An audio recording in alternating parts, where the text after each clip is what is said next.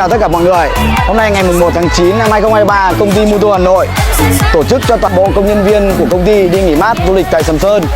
Hôm nay chúng tôi là toàn thể nhân viên công ty rất cảm ơn ban lãnh đạo công ty đã cho chúng tôi một buổi du lịch thật là vui vẻ và thú vị.